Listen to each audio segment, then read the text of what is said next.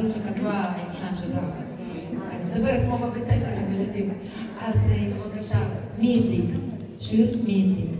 אני אהיה מילים, ואמרתי להם ללמוד בעל פה, אבל לי מותר להסתכל. יומיים לפני. מי הדליק?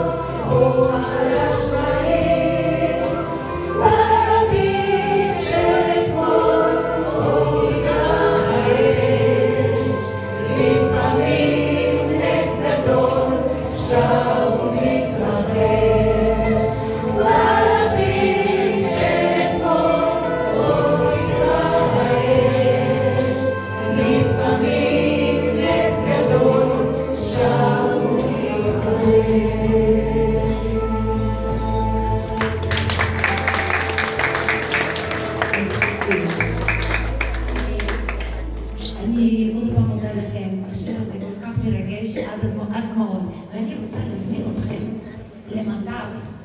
למדף בימי ראשון בשעה 6, זה הלהקה, אנחנו נפגשים שם.